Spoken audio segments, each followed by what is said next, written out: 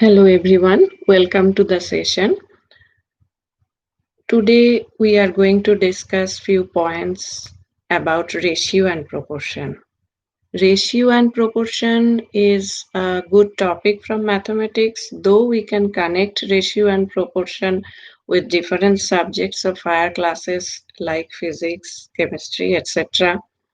And in our daily life also we can correlate ratio and proportion. For example, grocery shopping is a very good example of ratio and proportion.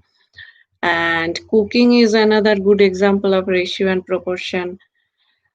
Going from places to places, that is another example of ratio and proportion. So let's learn something together, and I will be discussing few points on them whenever possible, as I usually continue with some problems with uh, gathering some problems from the topic. I will like to continue um, like that. Yeah, hi Siddha, please welcome to the session. Thank you for being here. Yeah, okay, it's fine. I saw your messages. I'm really glad that you are here today. And the session is going to be good for middle schoolers as well as for high schoolers, because you know in many cases the high school students who especially who are the test takers for of different competitive exams, for them ratio and proportion is a very good topic. It's a part of commercial mathematics, so the students are involved in business studies or doing business mathematics for any reason. Ratio and proportion is good for them too. And in my journey of teaching, I met few adult learners who specially came to me to learn few parts of commercial mathematics, and ratio and proportion is was one of them. Actually, I was requested to make a session for unitary method, and personally, I felt that before moving to unitary method directly, we should discuss something or we should know something about ratio and proportion. So please enjoy the session as much as you can, as long as you can. Otherwise, no problem. Come back to the channel and it will be posted right after the session over there. And who all are here, thank you so much. Thank you for being here. So first of all, we are starting with a definition. That is, what do we mean by ratio? Ratio is actually the comparison of two quantities. We can express the comparison of two quantities and in the form of a fraction or in the form of a division. And when you are writing a ratio, keep this in mind. These two quantities should be of same kind. Two quantities should be of same kind. That means I can always compare the height of one child with the height of another child. We are not allowed to compare the height of one child with the weight of another child. I think I'm clear enough in this point. Usually, I'm showing you how we are writing ratios usually. So, I already mentioned we can write it in the form of a division or we can write it as a fraction. So, whatever you write, suppose you have two quantities of same type A and B. Can you see the board? If someone can let me know if you can see the board, or if you can hear me well, that would be great. So, suppose two quantities A and B, and here, either you can write it like that, and you have to, if you write it using this symbol, you have to read this as A is to B, or you can write it in the form of division or fraction, whatever you call it. Okay, so for example, suppose two sisters, one of them is of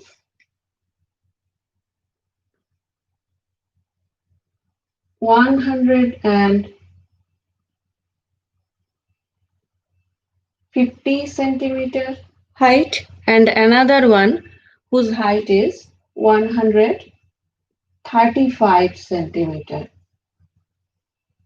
So in that case, we can compare this in two different ways. First of all, we can simply subtract 135 from 150. This is one way. Or we can simply write it like that. 150 divided by 135. This is also another way of comparison. So when you are doing it like that, it's very clear the child who is having 150 centimeter height definitely taller than her sister. Now we are coming to different points of ratios.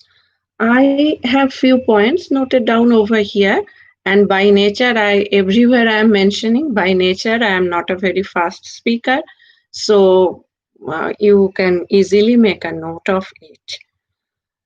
The first point I noted down, it is in a ratio, the order of terms is very important. Yes, suppose the ratio 2 is to 3 is not at all equal to the ratio 3 is to 2. 2 is to 3 is different from the ratio 3 is to 2. So what I said, the ratio 2 is to 3 is different from the ratio 3 is to 2. This is the first important point regarding ratio. Now I'm coming to the second one. Since ratio is a fraction, the ratio will remain unchanged if each term of the ratio is multiplied or divided by the same non-zero number. Let's take an example. One moment.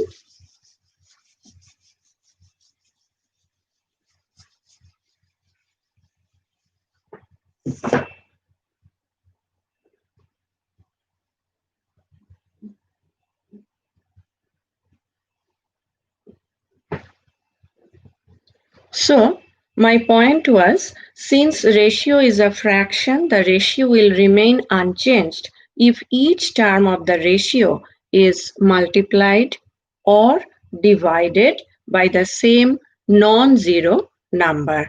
So, let's look an example. Suppose 3, one moment, 3 is to 7. So, if you write it in fraction form, it's going to be like this. The point is talking like if you multiply 3 with any non-zero number, suppose 4, or at the same time, if you multiply this number with the same non-zero number, so you are going to get 12 over 28. Now, look at this. If you divide 12 over 28 with the same non-zero number, you are coming back over here. So, as ratio is a fraction, so whatever you do, multiplication or division with any non-zero number for both the parts, for both the numbers, it will remain same. It will not get impacted. I'm coming to the next point. Ratio exists between two quantities of the same kind. At the very beginning, I have just mentioned this point. Of course, I can compare the height of one child with the height of another child, weight of one child with the weight of another child. But we are not allowed to compare the height of one child with the weight of one child, another child. Or suppose if you are comparing the marks of the students, then in that case, suppose you are comparing the marks of mathematics in any exam for three children in a class. So, whatever you do, you have to do them, compare the quantities of the same kind. That was the third point of ratio. I'm coming to point 4. To find a ratio between quantities of the same kind, quantities should be expressed in the same units. Of course, this is quite obvious. When I am comparing the height of two children, definitely the unit of height should be in use, not the unit of weight. Okay? For example, the ratio between 45 minutes and 1 hour. If in your question it is directly provided that the quantities, two quantities are in the same unit, that's fine. But here, minutes and hour, both of them, they are the quantities of time. But if we look at the units, the first one is expressed in minutes, whereas the second one is expressed in hour. So in that case, before comparing, of course, I would prefer to convert the hour into minutes. So we all know that 1 hour is equal to 60 minutes. Now see 45 minutes and 60 minutes. They are having the same unit, so you can compare them easily. Now I'm moving to the next property of ratio. Since ratio is a number, it has no units. Yeah, of course, it is a number, so it should not have. Even when you are comparing, and again, we are mentioning that when you are comparing two quantities, they should be of same type. So definitely they will have the same unit. So when I am writing, for example, suppose 3 inches over 10 inches. And now here again inches over inches, they can cancel each other. So finally when you are writing, you are getting a ratio 3 is to 10 like this. No unit is present over here. Next, I'm coming to the point to compare two ratios. Suppose two ratios are given, and then how would you compare them? To compare two ratios, we either convert them into equivalent like fractions, or we can just convert them to the decimal form. In any way you can compare. Let's take one example, then it would be quite easier for us to understand. So here two methods are suggested. One, either you make the equivalent fraction for both of them, or you convert them into their decimal form. So let's try this.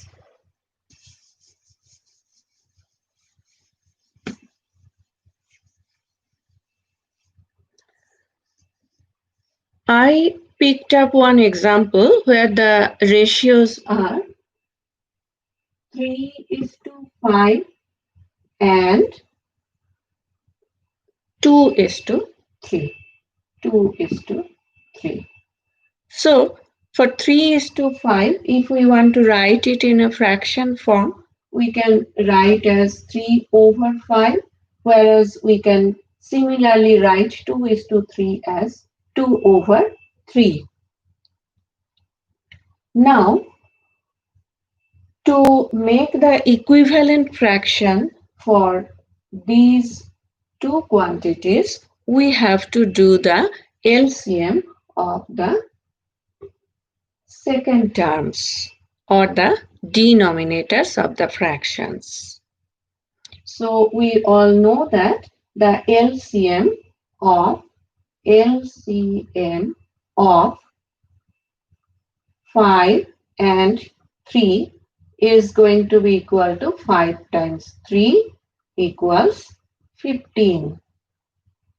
Now make these fraction to its equivalent, and at the same time make these fraction to its equivalent. In that case your denominator would become same.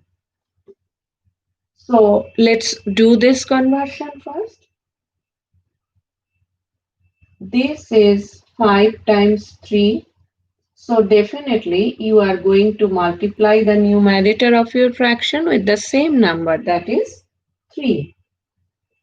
And here this is 3 times 5, and definitely you are going to multiply the numerator with the same number, that is 5. Now for 3 over 5 you are getting the equivalent fraction. One moment, let me erase off this part. So for this one your equivalent fraction is 9 over 15, and for this one your equivalent fraction is 10 over 15. Now see, look at these two fractions. They both have the same denominator 15 and 15.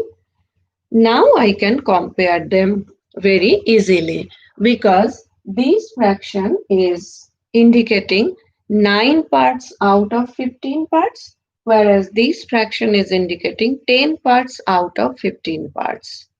So easily we can conclude 2 is to, I'm writing over here, 2 is to 3 is greater than 3 is to 5. Can you see the board and my works clearly? If anybody can confirm, that would be great. And for different reasons, maybe due to the speed of internet or for any reason, if there is a voice break or something is happening, I'm not audible, or if you cannot see the board clearly at the same time, please take the advantage of the subtitles. When the live session will get over and it is posted once, definitely will get the subtitles. So I think this point is clear to all of you. Let me move on to the next point. So this is one way, or what you could do, you could get the decimal form of this fraction as well as for this fraction. Looks wise it is appearing 3 over 5 is going to be very close to 0.60, and 2 over 3 I'm not pretty sure, looks like it is going to be very close to 0.66. So in that case 0.66 is obviously greater than 0.60, and again it's supporting the point that 2 is to 3 is greater than 3 is to 5. So you can use any one of the methods. I'm moving to the next one, next point. A ratio A is to B is in its lowest terms if the highest common factor of A and B is 1. Most of the times in our mathematics books, we find different problems where it is said reduce the fraction or reduce the ratio in its simplest form or lowest form. Whatever the term is, reduce the fraction, make the simplest form, get the lowest form. This is the only way to check when your numerator and denominator of the fraction will only have 1 as their highest common factor. Let's look an example.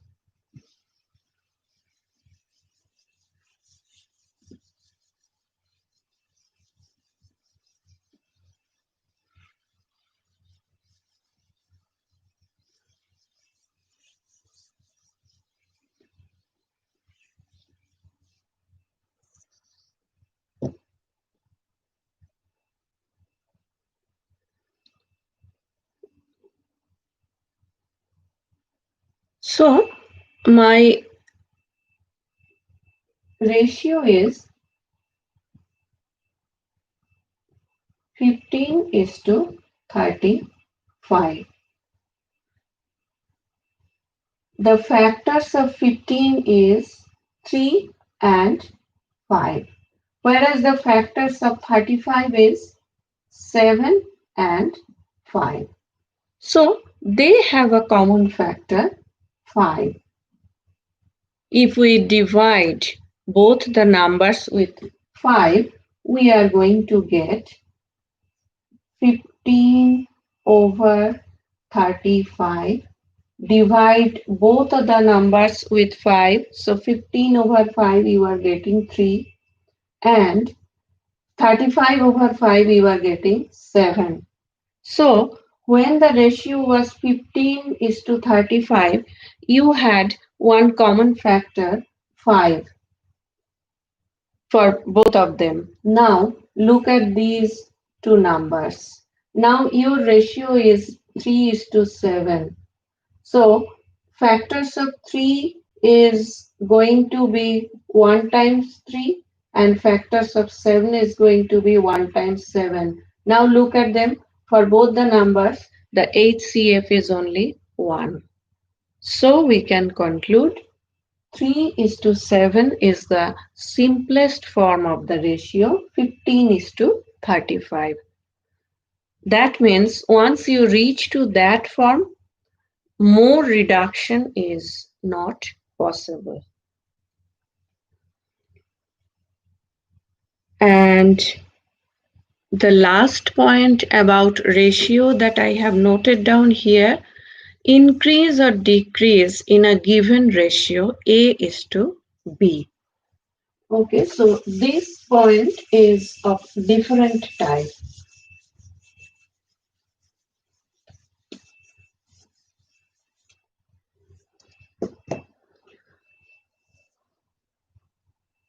Just let me extend this point like this. If a quantity increases or decreases in the ratio A is to B, then new quantity will be equal to B over A of the original quantity. So what I said, if the quantity increases or decreases in the ratio A is to B, then the new quantity will be equal to B over A of the original quantity. So the fraction by which the original quantity is multiplied to get the new, increased quantity is called the multiplying ratio or multiplying factor. Let's take one example. Suppose 54 kg or 54 pound, whatever the unit is. This is the unit of weight of something, of any object. But the question is, we are increasing 54 kg or 54 pound in the ratio 2 is to 3. That means you are increasing the ratio. That means you are going to get a new quantity of the same unit. That means when you are increasing, 54 is quite equivalent to the first term of the ratio, that is 2. Your new quantity will be equivalent to the second term of the ratio, that is 3, because you are increasing. That's why it is suggested when you are going to get some increased quantity, what will you do? Simply, your ratio is given as 2 is to 3. Simply reverse the ratio. Take it as 3 is to 2, and now you can conclude the new weight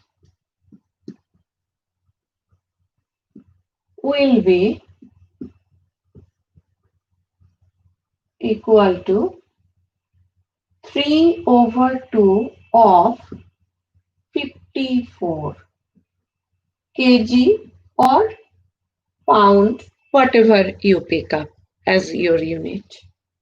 Just let's finish this calculation. This is 27.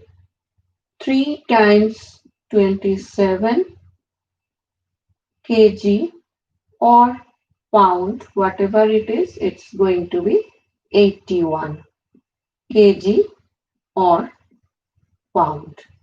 Now, if you take the ratio of 54 and 81, obviously you are going to get 2 is to 3. Hope I am clear enough.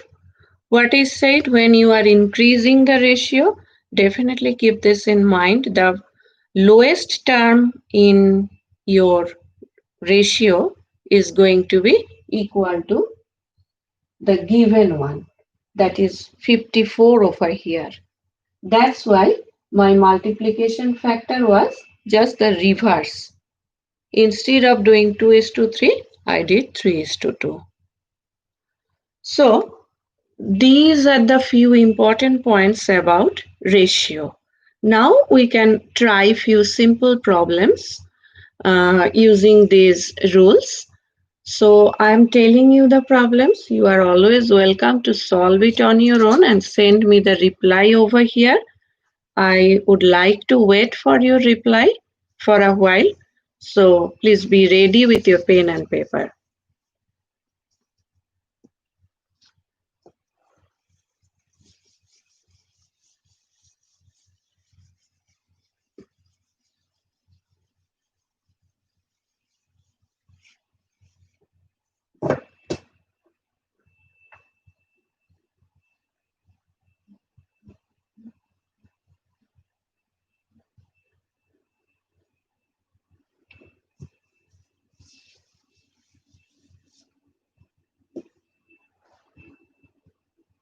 My first question is express the following ratios in the simplest form. First one is this 4 1 over 5 is to 2 1 over 3. So express the following ratio in the simplest form. 4 1 over 5 is to 2 1 over 3. 4 1 over 5 is to 2 1 over 3.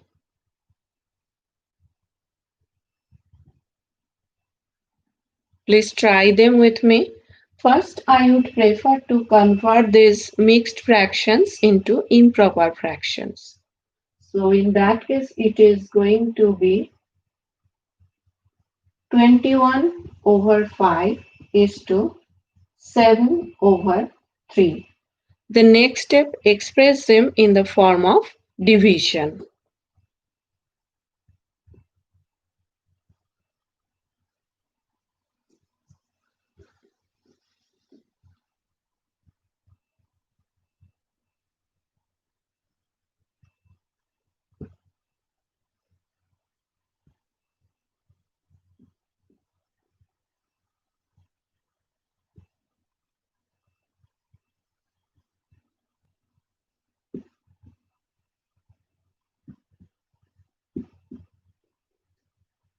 My answer is 9 is to 5. Are you getting the same?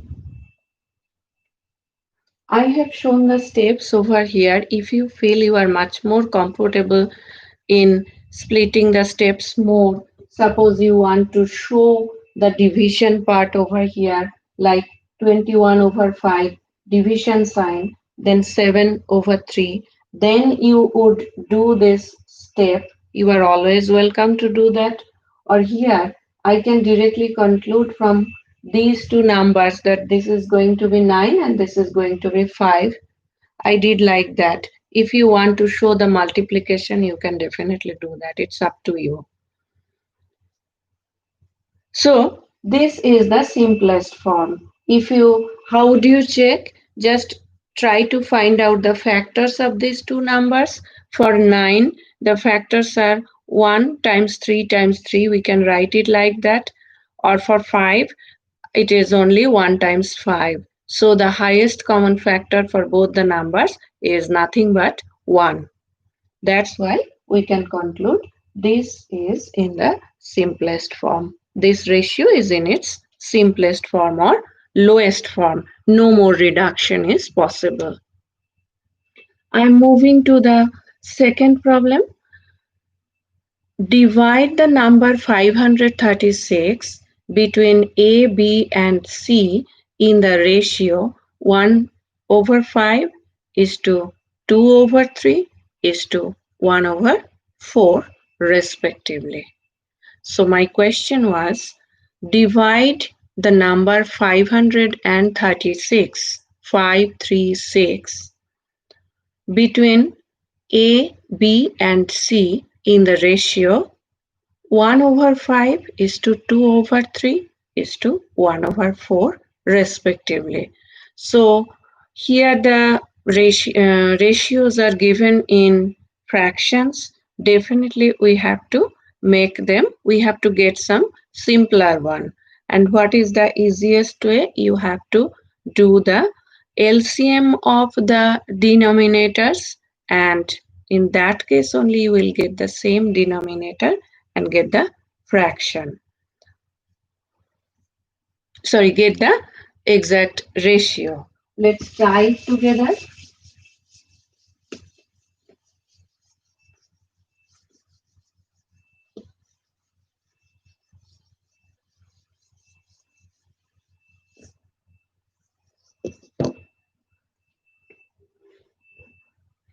So my ratios are 1 over 5 is to 2 over 3 is to 1 over 4. Let's make the LCM of these three numbers 5, 3 and 4. And the simplest way to get the LCM is to multiply 5 times 3 times 4. This is going to be 60. Now make the equivalent fraction. So 1 over 5 times 60, it is going to be 12. 2 over 3 times 60, it is going to be, let me show this as 12. This is 20 times 2 is going to be equal to 40. And the last one, 1 over 4 times 60. This is going to be equal to 15. So the new ratio is 12 is to 40 is to 15.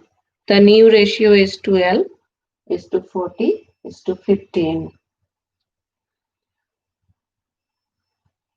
Now we will move on with this ratio. We will split the number 536 using this ratio. Next step is very easy.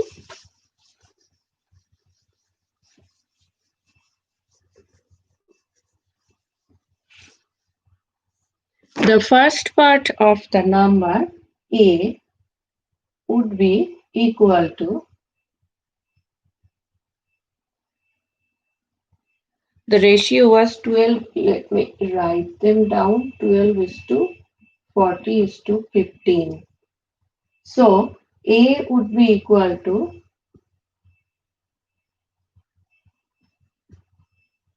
12 over, get the whole portion, that is 12 plus 40 plus 15 equals to 536 times 12 over I think it's going to be 57. Let's check.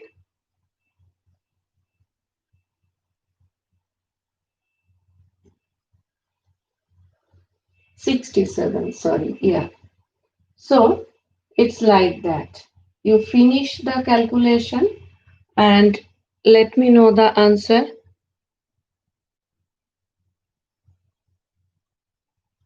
I think 67 times 8. Let's check with that. Carry 5. Yeah. 67 times 8 is going to be 536. So number A is going to be 8 times 12, that is 96. Similarly, we can find out the other part of the number, that is B. So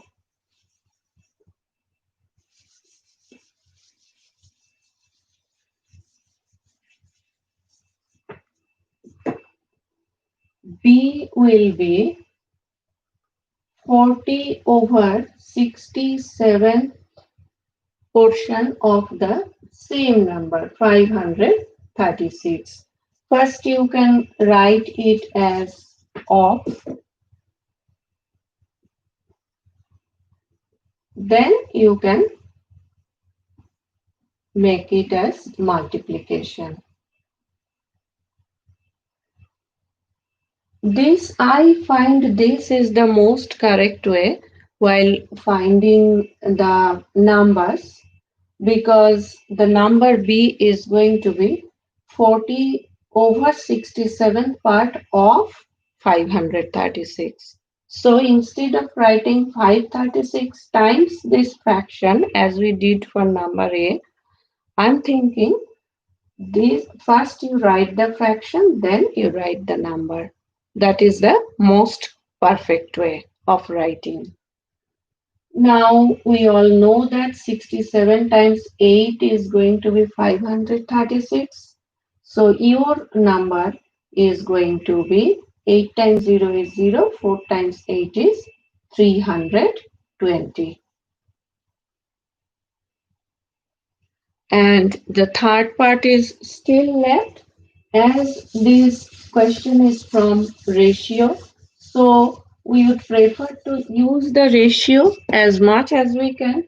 Otherwise, what you can do, just simply add portion A and portion B.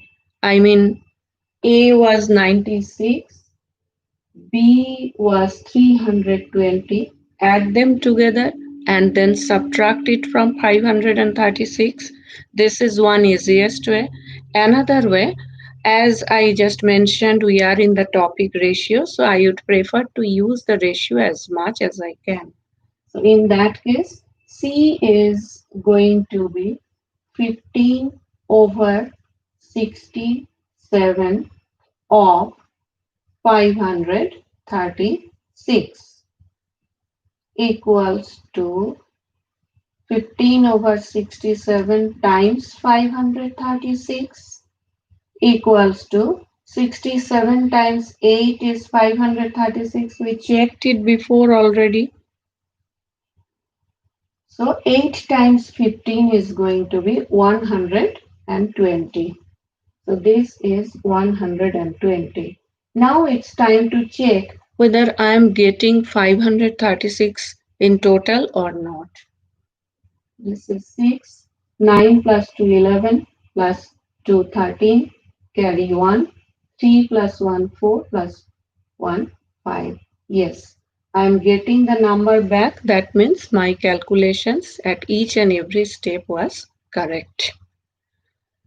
So analyze your sum like this. Then you would be able to find out if you make any error in between the steps.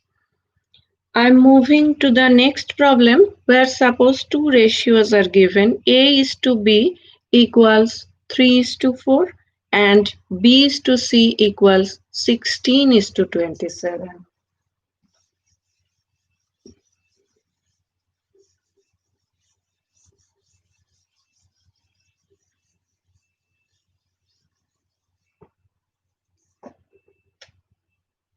A is to B is given as 3 is to 4 and B is to C is given as 16 is to 27.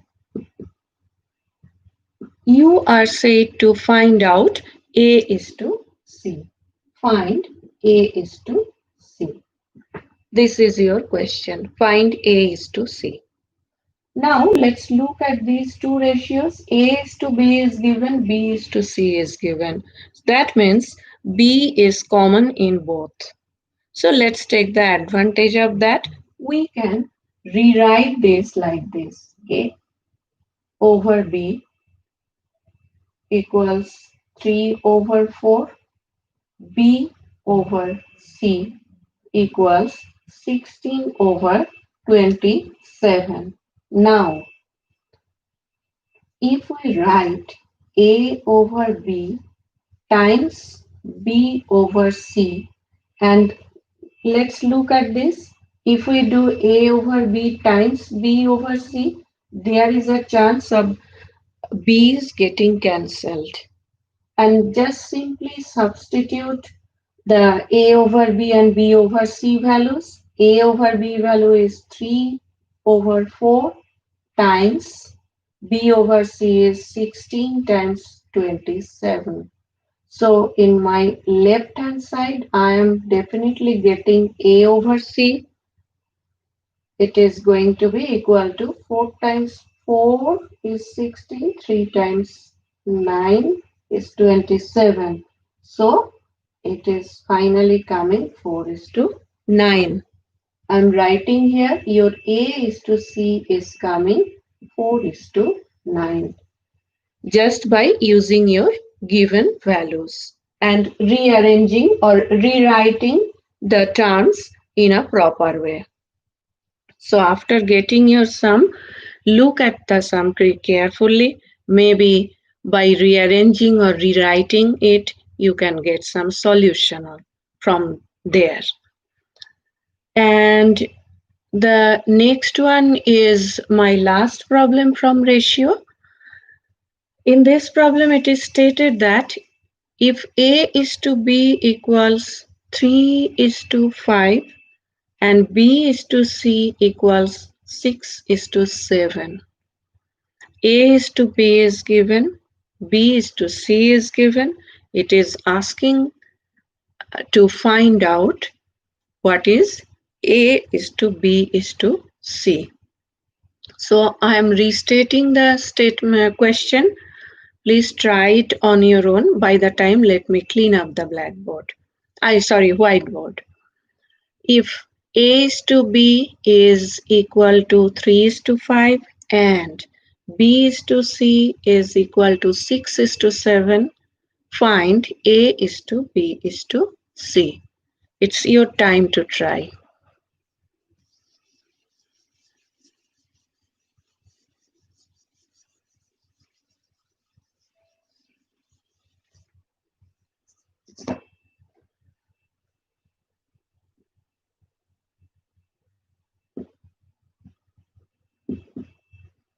A is to B is given as 3 is to 5. B is to C is given as 6 is to 7. You are said to find out A is to B is to C. You are said to find out A is to B is to C. And if we need to find out A is to B is to C, we have to take the help of that point or that rule. When you are comparing, you have to have the same denominator. Same denominator or some common multiples. We will use the same rule.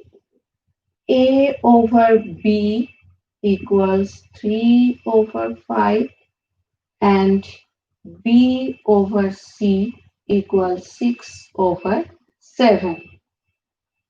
In that case, we have to get A is to B is to C. So instead of getting common denominator, if we find out the LCM of these two numbers, that would be more beneficial in this case. So the LCM of 5 and 6 and 6, it is going to be 5 times 6, that is 30.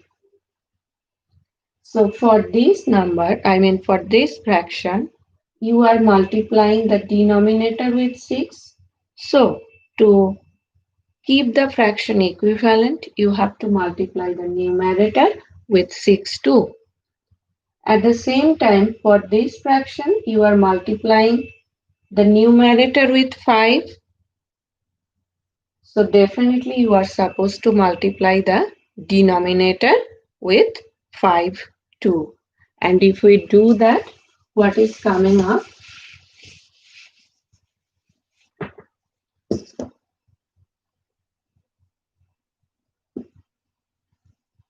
5 times 6, and over here in the numerator part 3 times 6 equals 18 over 30. Whereas for B is to C, 6 times 5 over 7 times 5, and you are getting 30 over 35. Let's look at these two fractions. They both have the same quantity for B. Now we can conclude A is to B is to C is going to be 18 is to 30 is to 35. 18 is to 30 is to 35. So here we have used the properties of equivalent fraction, but at the same time we were careful enough to look at the numbers for whom we need to get the LCM or the common multiple. And then we use the rules accordingly. So these are few problems from problems and rules from ratios. And in the ratio chapter, there is one extension known as proportion. So proportion actually is taken as an equation which states that two ratios are equal. Proportion, so what did I say? Proportion is taken as an equation which states that two ratios are equal. Let's look at the examples.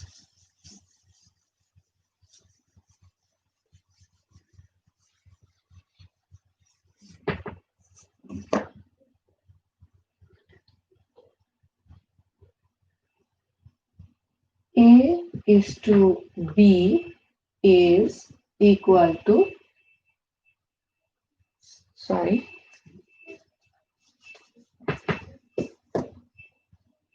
C is to D. Usually, proportions are represented like that. This is the symbol representing proportion. It's not equal, represented with dots. So, here this is known as first term A, B is known as second term, C is the third term, and D is the fourth term. And A and D, they are known as the extremes. Whereas B and C, they are known as the means. So there is a very good rule which is valid for these different terms. Product of extremes, that means A times D is going to be equal to the product of means. That means A times D is going to be equal to B times C. Product of extremes is going to be equal to the product of means. Here in this proportion or in this equation, there are four terms A, B, C, and D. You can get many proportions where you will have only three terms A, B, and C. In that case, how do you represent your proportion? It is going to be A is to B and then B is to C. So here, as these two terms are common, so referred as second term, and for them the rule is going to be same. Product of extreme means A times C is going to be B times B, which gives us or AC equals B square. And definitely if you would like to get a value of B, you have to make a square root of AC. B equals to root over AC. So these are the few basic rules in handling proportion. And questions can come like that. Suppose determine whether the following numbers are in proportion or not. Suppose four terms are given 1.2, 2.7, 0.4, and 0.9. 1.2, 2.7, 0.4, and 0.9. How do you check them whether they are in proportion or not? First, you determine your first term, second term, third term, and fourth term. Definitely, first and fourth term, they are going to be your extremes, whereas second and third term, they are going to be your means. And apply the rule. Check that whether the rule which is stating product of extremes is equal to the product of means, does it hold good or not? If it holds good, then definitely the product of extremes will be equal to the product of means. So in this way, you can check whether four different numbers or three different numbers, they are in proportion or not. So start checking from now onwards. You can check it from your grocery list.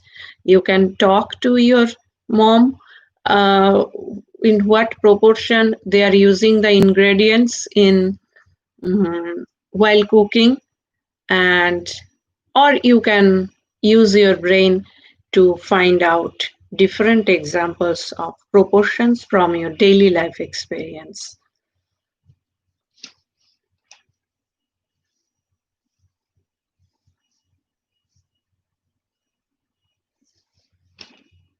Let's see if I can have one more problem from proportion, one or two more problems for proportion or not. Yeah. So the first type of example, usually question comes from proportion. I have already given when you have to find out or compare whether the numbers are in proportion or not. Second type of question can come, suppose three terms are provided.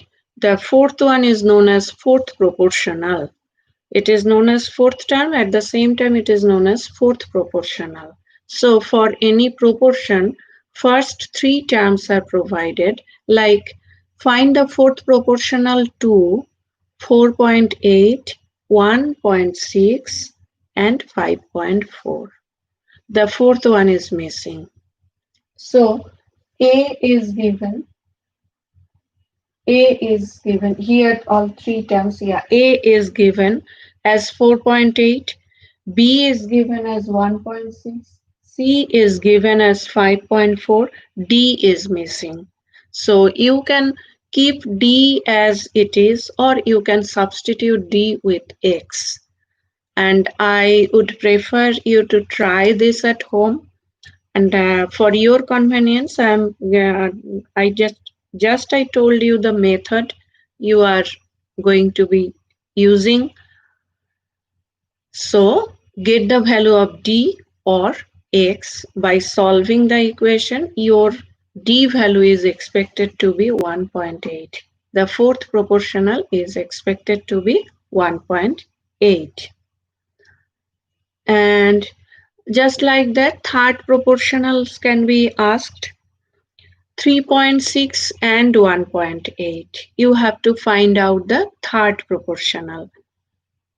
Your A is given, B is given. And when the third proportion is asked, you have to use the same B over here and get the value of C. So in that case, your equation is going to be, the question was asking to find the third proportional to 3.6 and 1.8. So your equation is going to be 3.6 over 1.8 is equal to 1.8 over x. You are just substituting C with x. Get the value of x, that is your third proportional. Please try it at home and your expected answer is 0.9.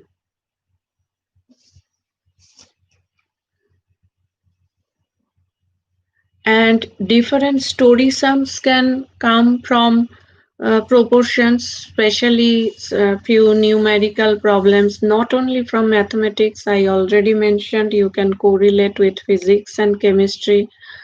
So wherever possible, please use the concept of proportion. That will make your study easier. And I am always suggesting, if you can establish any connection in between two topics, these two topics can be from two different topics of math. You can connect one topic with another topic of physics or chemistry or any other subject.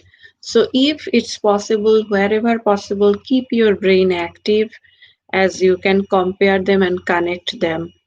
This is called making connectivity, and definitely I believe that will make your study easier. This is now I'm going to state the final and last question of today's session, that is also from proportion.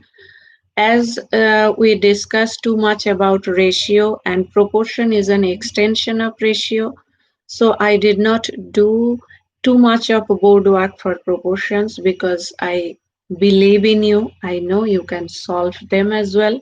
You can send me your answers, or if you have any question, definitely you can send it to me under the video, in the comment box under the video, of course.